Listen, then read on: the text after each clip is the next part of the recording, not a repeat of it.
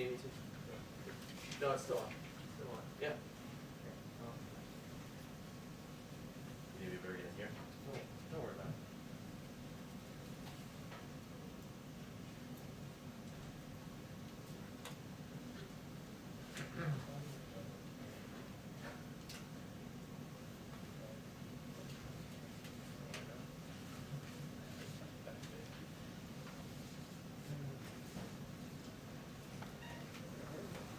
Hi, everyone. Hello. Hello. Okay, a couple items for all of you at the top. First, welcome Andrew Bates, our new Deputy Press Secretary. Anyone who covered the Biden campaign knows Andrew quite well. And he just joined our team after staying on the transition for the last 2 months. Okay, this Wednesday, the president will be laying out the first of 2 equally critical packages to rebuild our economy and create better paying jobs for American workers. He'll talk this week about investments we need to make in domestic manufacturing, R&D, the caregiving economy, and infrastructure. In the coming weeks, the president will lay out his vision for a second package that focuses squarely on creating economic security for the middle class through investments in childcare, healthcare, education, and other areas. Throughout this process, we look forward to working with a broad coalition of members of Congress to gather their input and ideas and determine the path forward, create good jobs, and make America more competitive. I also note that he's doing this in Pittsburgh, where he launched his campaign for the presidency just 2 years ago. Today, the CDC also announced a 90-day extension of the federal eviction moratorium. The news was out earlier today. The moratorium was scheduled to expire on March 31st and is now extended through June 30th. The president is committed to supporting renters and small landlords through the COVID-19 crisis. Essential to that effort is, of course, the American Rescue Plan, which delivers an additional $21.5 billion in emergency rental assistance to help millions of families keep up on rent and remain in their homes. This, of course, is an act that included coordination from the Treasury Department, from HUD, from the USDA, the CFPB, and the FTC. They're all coordinating efforts. Today, the White House convened leaders from across the administration and is taking coordinated steps to announce a set of bold actions that will catalyze offshore wind energy and create good-paying union jobs. The president recognizes that a thriving offshore wind industry will drive new jobs and economic opportunity up and down the Atlantic coast, in the Gulf of Mexico, and in Pacific waters. We just released a fact sheet on this announcement, pretty detailed. The Department of Interior, Energy, and Commerce announced a shared goal to deploy 30 gigawatts of offshore wind in the United States by 2030, while protecting biodiversity and protecting ocean co-use. Meeting this target will trigger more than $12 billion per year in capital investment in projects on both U.S. coasts, create tens of thousands of good-paying union jobs, with more than 44,000 workers employed in offshore wind by 2030, and nearly 33,000 additional jobs in communities supported by offshore wind activity. It will also generate enough power to meet the demand of more than 10 million American homes and avoid 78 million metric tons of carbon emissions.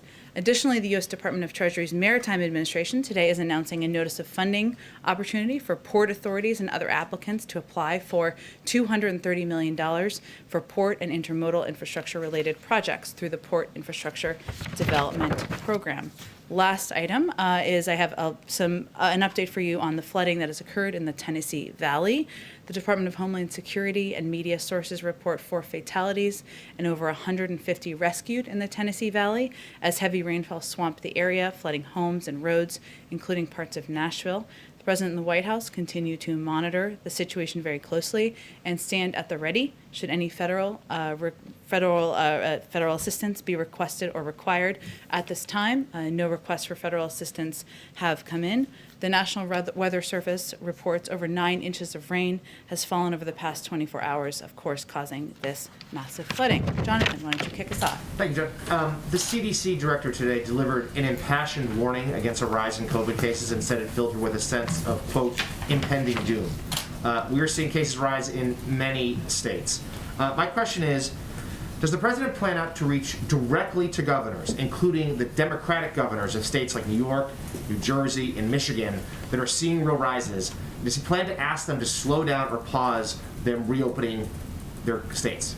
Well, Jonathan, we are in very close touch with governors of those states and states across the country, not only through our weekly governor's call that is led by our COVID coordinator, but through calls and engagements that happen through the course of the week and through the course of every day. And the president has not held back in calling for governors, leaders, the American people to continue to abide by the public health guidelines, whether they are mask mandates on federal land and buildings or on interstate travel, whether it's encouraging people to hand wash and abide by social distancing. He will continue to do that through all of his engagements and, of course, through calls he has with local officials. But we are in very close touch with leaders across the country. My follow-up to that is simply, this is probably the most precarious moment the country's had in terms of the virus since the president took office. That's what, according to the CDC director today. Will the president not take that additional step to get to talk to governors and ask them to slow down reopenings? Well, Jonathan, the president uses every opportunity he can, whether it's publicly, through every interview, through nearly every public engagement he has. He has remarks later this afternoon, as you know, on COVID, providing an update on our effort to defeat the virus. He also does that through private engagements as well. But there are a range of officials at very high levels who are in touch with governors and leaders across the country who will continue to emphasize the need to abide by public health guidelines. And one other topic. Earlier, Majority Leader Schumer is making the case that budget reconciliation can be used once more in the fiscal year of 2021. If the Senate parliamentarian agrees with his argument, this could be used a couple more times over the next year or so. Does the White House support that move, and what would it mean for the president's agenda? Well, the White House and the president will leave the mechanics of bill passing to Leader Schumer and other leaders in Congress.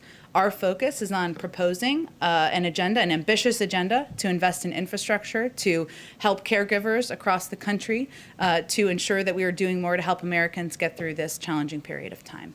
Go ahead. Thanks, Jen. On infrastructure, since the president is set to unveil his proposal in a couple of days now, what is his current thinking or his economic advisor's current thinking on how much of this package needs to be paid for with tax revenue? Well, the president has a plan to fix the infrastructure of our country. We're currently 13th in the world. No one believes we should be there. And he has a plan to pay for it, which he will propose. But right now, once he proposes that, our focus is also on having that engagement and discussion with members of Congress. If they share a goal of building our infrastructure for the future but don't like the way he's going to propose to pay for it, we're happy to look at their proposals. If they don't want to pay for it, I guess they can propose that too. Maybe they don't support infrastructure spending. So the president has an ambitious goal. The most important thing is to figure out how to put forward the investments in our that are much needed in our infrastructure.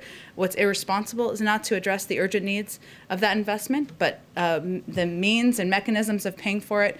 We look forward to presenting his plans, but also hearing proposals for others who may have a difference of view. Is there a concern that if you don't pay for enough of it, that it'll have a drag on the economy, specifically by increasing the debt and deficit?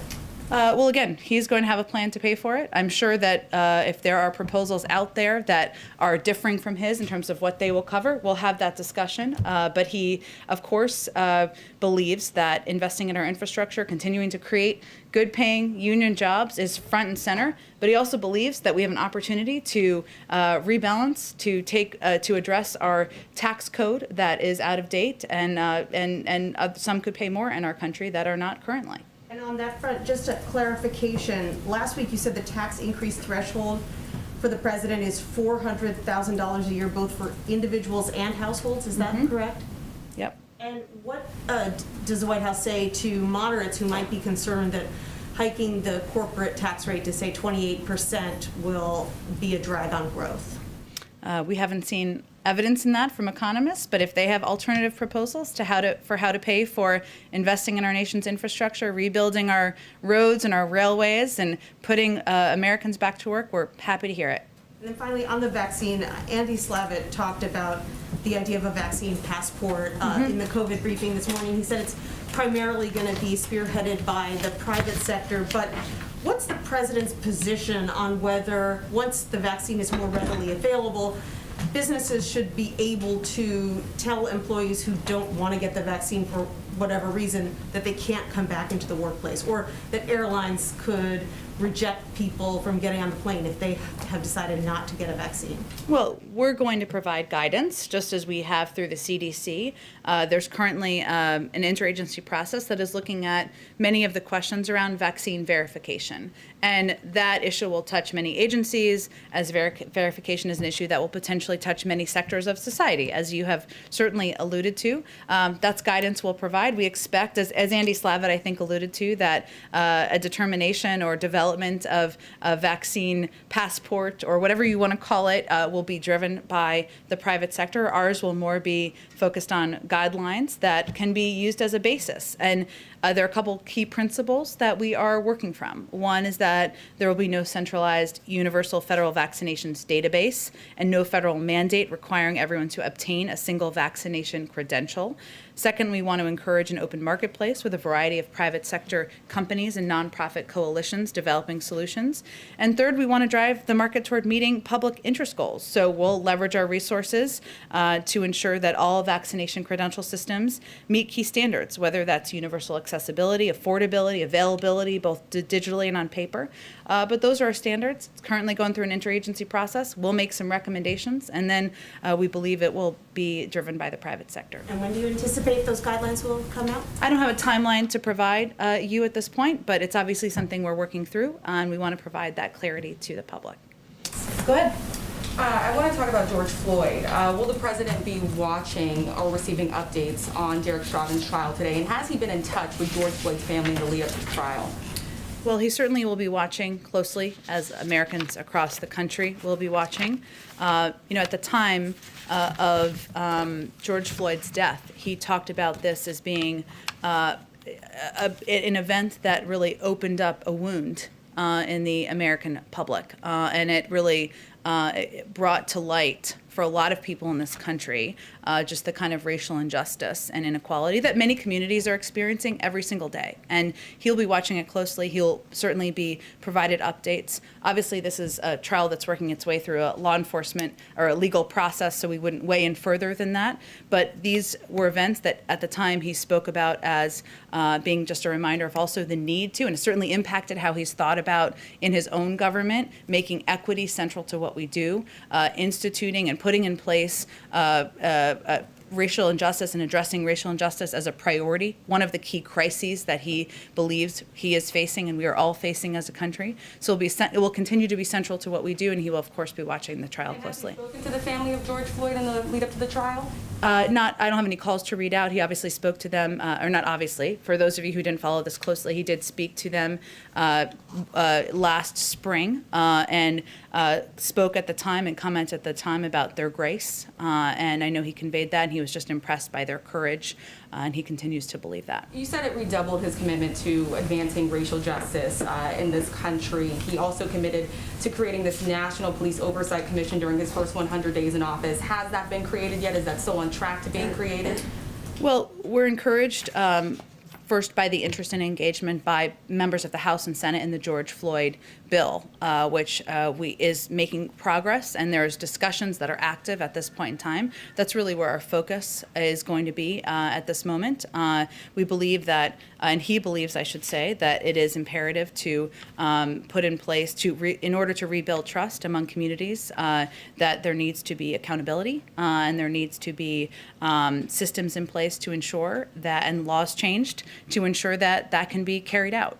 So that is where our focus is. The president supports that piece of legislation, and we're hopeful that he will receive a landmark reform bill on his desk. Will the commission still be established in his first 100 days in office? I don't have any update on it other than to convey that this bill is an opportunity to put in place a number of the actions that many in the advocacy community feel are imperative at this point in our country's history. I have an open question here. No firm commitment? I don't have any update on the timeline, but I think what's important to note is that the George Floyd bill which would put in place and make law a number of the accountability measures and actions that he and so many who watch these events in horror feel are imperative at this point in our country. One last question, if I could, Jen, thank you. I want to just turn to immigration really quickly here. President Joe Biden has said that surges like this happen every year. We know that these cycles do happen. Axios is reporting that they have received documents that show the surge of minors coming to the southern border is expected to last 7 or more months. I just got back from the border. I spoke with Texas state troopers who said they have never seen this many unaccompanied minors crossing the United States border. Are you guys tracking that timeline for this current surge, that it's going to last 7 months or more?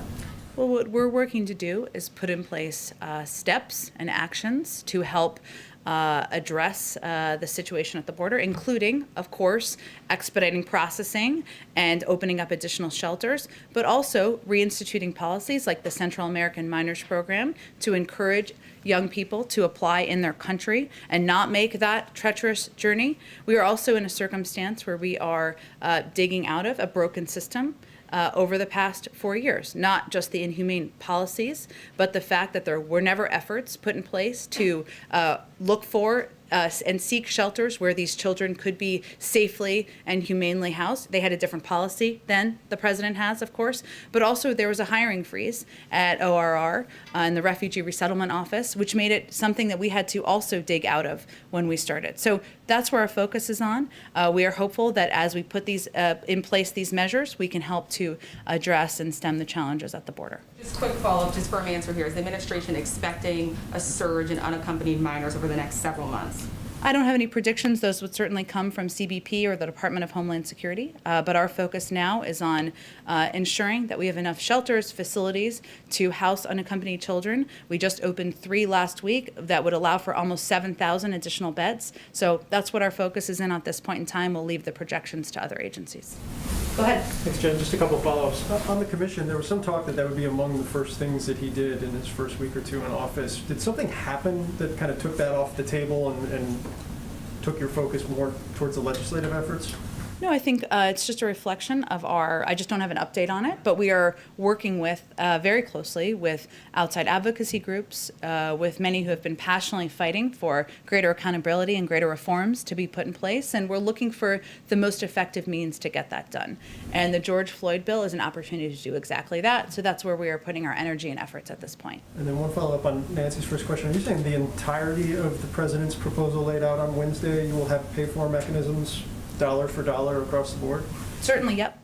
Okay. And then the forthcoming WHO report, I know some people have drafts of it. Does the administration put any stock into it whatsoever, given how it was put together? And also, is the U.S. working in a parallel way via its intelligence community, its public health officials, to produce its own conclusions about the origins of coronavirus? Well, it's a little early for that last piece right now, but let me give you an update on kind of where we are. The report, under embargo, of course, is now in the hands of U.S. government experts from the CDC, FDA, NIH, HHS, USDA, DHS, and USAID. That is a lot of acronyms. 17 experts, long-standing leaders in the field, including epidemiology, public health, clinical medicine, veterinary medicine, infectious disease, law, food security, biosafety, biosecurity. We have a lot of experts in government. We'll be reviewing this report intensively and quickly, and we have some of our best people in government focused on reviewing it right now. We are also communicating closely with our partners and allies around the world to share our ongoing concerns, which we have stated in the past, of course, about the process and our scientific analysis of the report itself once these individuals have concluded their review. We will wait for that review to conclude. We have been clear that an independent technically sound investigation is what our focus is on. And once this is reviewed, we'll have an assessment about the steps forward. Okay, and then last one, a number of House committees last week sent letters to, I think, 16 different agencies and the White House about sending over documents of any communications in the lead up to January 6th and the lead up to the joint session. Do you guys plan to cooperate with that inquiry, and will you be responding both from the White House side and on the agency side with that inquiry? I'm sure we will be cooperating with Congress, but I also know there are many documents that some believe we have here that may not be here. They might be in the archives, so I think we'll have to look and see what documents they are. I'll talk to our counsel's office and see what our expectation is at this point in time. Thanks, John. Go ahead. Two questions, Jen. On the campaign, the president talked about how, and his aides held the view that spending on traditional infrastructure like roads and bridges did not necessarily have to be paid for because it created jobs. And I'm wondering if you could just talk about if he still has that view and how the package unveiled on Wednesday will balance that view of spending versus tax increases. Well, I think we'll have more to say about it once we actually roll out the package. But I think what I wanted to note today and what we want to make clear is that the president has a plan to fix our infrastructure and a plan to pay for it. But we are also open to having that discussion, and we certainly expect to have the discussion with members of Congress as we move forward about areas where they agree, where they disagree, where they would like to see greater emphasis or not. So we'll look forward to having that conversation once the plan's announced on Wednesday. And just one more thing. On Friday, the White House announced that it was nominating Gail Manchin, Senator Joe Manchin's wife, for the job of federal co-chair of the Appalachian Regional Commission. This is a group responsible for steering millions of dollars in states like West Virginia. That nomination came as a surprise to some people on the Hill, and I'm wondering if you could talk a little bit about the process of how the White House settled on Gail Manchin for that job, and what type of input Senator Manchin had in that. I'll have to follow up with our personnel team on the exact process there, but we can do that for you after the briefing. Go ahead, Jeff. Thanks, Jen. The ship that was stuck in the Suez Canal has been freed. I'm sure the White House has been monitoring that. Do you have any sense of what economic impact that week-long, little bit more than week-long event is going to have? Well, my understanding is it's been freed, but it's not yet open, right, the canal, and that will still happen, and there are, of course, ships waiting to pass through the canal. We, of course, are monitoring and will be assessing the impact, but I don't have anything to update you on that from here. Okay. Wonky question alert. Okay. I like the preview. The stocks are falling today because on Wall Street because of the default of a hedge fund. Is this something that the White House is monitoring, and do you have any concerns about it? I would send you to the SEC on that for any further comments, but we, of course, are monitoring as an administration. Less wonky, do you have any updates on the White House's thinking about sanctions against Myanmar and reaction to the latest deaths and killings there? Sure. Let me give you a reaction, and also because we haven't talked about this that much in here recently, an update on some of our recent actions. We're deeply concerned by the recent escalation of violence against peaceful protesters in Burma. Burmese security forces are responsible for hundreds of deaths in Burma since they perpetrated a coup on February 1st. We condemn this abhorrent violence against the Burmese people. Their Burmese junta continues to use lethal force against its own people. Last week's killing of children is just the most recent example of the horrific nature of the violence perpetrated by the military regime. We continue to make clear that we will impose costs on the military regime for the deadly violence against peaceful protesters and the suppression of human rights. Today, USTR announced the suspension of all U.S. engagement with Burma under the 2013 Trade and Investment Framework Agreement, effective immediately. This suspension will remain in effect until the return of democratically elected government. Additionally, the sanctions on military-owned holding companies, MEC and MEHL, we announced last week, are the most significant action since the February 1st coup to impose costs on the military regime. We've also announced a number of actions by the Department of Commerce, new export controls on Burma, and added 4 Burmese entities to the entity list in response to the military coup and violent crackdowns. We, of course, continue to work with our allies and partners and like-minded institutions as we condemn the actions of the military, call for the immediate restoration of democracy, and hold those who seized power accountable. Very last one, also as a follow-up to the CDC and White House briefing this morning on COVID, they made very clear that they are urging Americans to continue to take action to prevent a fourth surge, including non-essential travel. Is the warning against non-essential travel something that the White House is taking into consideration with regard to upcoming travel by the President and Vice President, both for business and for personal reasons? Well, I would say the president travels, as does the vice president, on a private plane. That is the purview of every president and vice president throughout American history. That is, of course, different than traveling on a commercial flight. and going to mass events. As you know, the president is not hosting rallies, nor is the vice president. We take the role of being models quite seriously, but I think most Americans would recognize the difference. Go ahead. Thanks, Jen. Just on clarification on the pay for question. Sure. When you said that it would be paid dollar for dollar, that the infrastructure component would be paid for dollar, were you applying that also to the entirety of the package that'll be released both Wednesday and in April? Or I just want to make sure we're understanding what will be paid for. Well, I think we're focused right now, I should say, on the Wednesday proposal. Obviously, there's still more that's being worked through, but I can, for the proposal later in the month, I should say next month, which is still being working its way through our economic team, but I can assure you that when the president lays out his infrastructure plan, he will also lay out a plan to pay for it, but is, again, open to ideas and proposals from members of Congress if they have a difference of view. And there was an op-ed in the New York Times today by a well-known virologist with the title, "We Can't End the Pandemic Without Vaccinating Kids." The argument is basically that over time there will be mutations that could be more dangerous for children. What is the administration doing to prepare for the possibility of vaccinating children? And does the president have a specific time period for when he would like to see children begin to get the vaccine? Well, we leave that to our health and medical experts and the FDA process, and CDC, I should say, process of outlining guidelines for when it is safe to utilize the 3 approved vaccines, or which one is the best for children. So we will rely on the advice and counsel of our health and medical experts on that front. And just one more. When should we expect the president to announce his next slate of judicial nominees? I don't have a preview or an update for you. Stay tuned. And can you give us any insight into the process behind the scenes about who's leading that process internally? How are you coming up with the slate? I think there are 68 or so vacancies right now.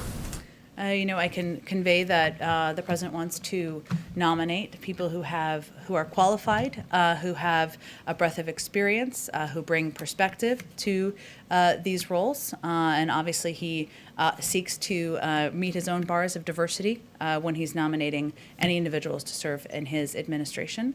But we'll look forward to discussing further at the point when we're ready to announce nominees. Go ahead. If I could just quickly follow up on Jeff's question. Sure. Is it the White House position that the CDC travel guidelines don't apply if you have a private plane? I think the president, he was asking me specifically about the president's travel and the vice president's travel, and the specifics of the guidelines. You can certainly ask the CDC for further clarification. But what I'm conveying is that the president, and as any president does, travels on Air Force One, whether he is traveling to visit a community in this country or whether he is traveling to go to his home state of Delaware. And I think most people recognize that as being a difference. But if I could ask a foreign policy question, actually. Sure. Ethiopia. Senator Coons recently travelled to Addis on behalf of the president. Since then, we've seen Prime Minister Abiy announce plans for the withdrawal of Eritrean troops from Tigray. Do you have some reaction on that? And is that something that President Biden was demanding? Well, first, we are grateful to Senator Coons for traveling to Ethiopia on behalf of President Biden. We appreciate the time and the deliberation of the Prime Minister, I should say. We're encouraged by the Prime Minister's announcement that the government of the state of Eritrea has agreed to withdraw its forces from Ethiopia. The immediate and complete withdrawal of Eritrean troops from Tigray will be an important step in de-escalating the conflict and restoring regional peace and stability. We hope both governments will make good on this commitment on the ground urgently. Certainly it was a part of the discussion that Senator Coons traveled there to communicate about. And if I may, just quickly on the President's health, he last released a comprehensive health report in 2019 during the campaign. Mm-hmm. Can we expect him to make a trip to Walter Reed soon for his physical, and will you commit to releasing a comprehensive health report in the near future? Absolutely. I don't have a timeline, but absolutely we will do that, and I'll check and see when he's due to go back to the doctor. Go ahead.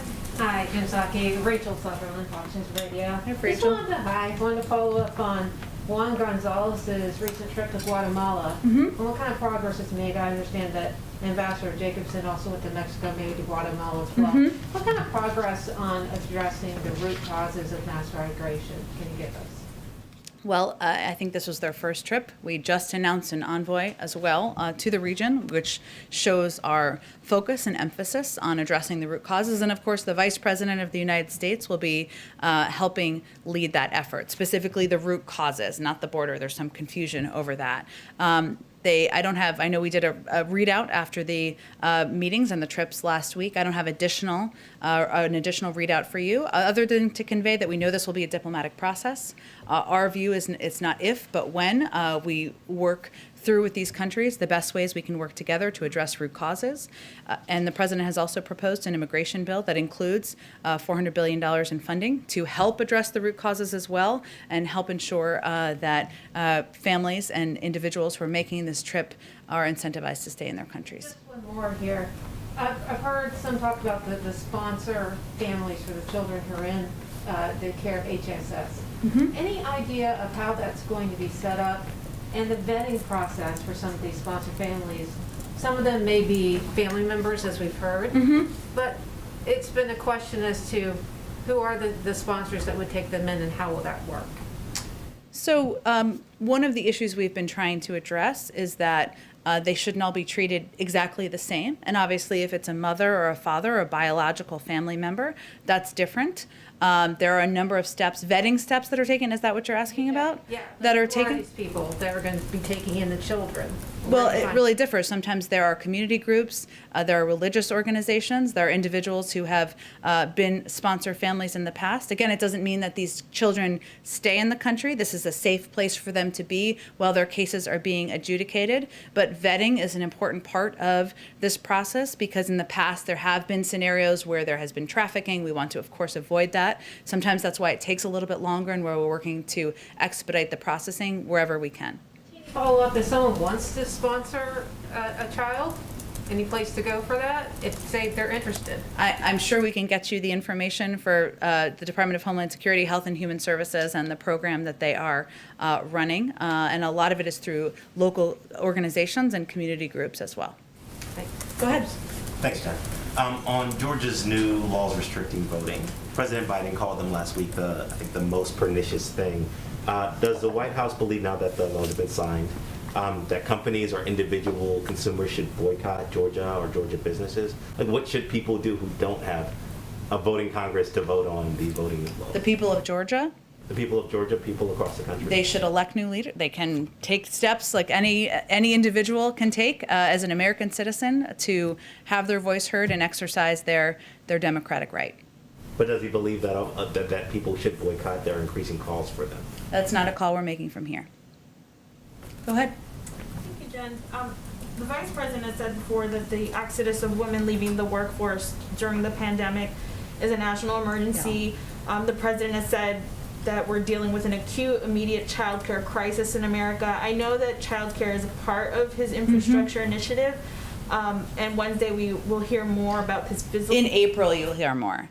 Well, I guess that's my question. Why aren't we hearing more about this first before the physical infrastructure needs, given that it's such an emergency and given that we're in a situation right now where women are where families are in desperate need of child care assistance? Well, the president and the vice president agree. That's why they pushed so hard to get the American Rescue Plan passed that ensured that millions of families could get funding through the child tax credit, could get $1,400 checks out to a large number of families across the country, 100 million which have already gone out. Why the earned income tax credit was something he fought to have in there as well. But he believes that that's not enough and we need to do more. And so he's looking forward to, in a couple of weeks, laying out more specifics of his plan to do exactly that. Go ahead. So the White House Office of Science and Technology Policy announced this formation of a task force to investigate past tampering with science decisions in the White House.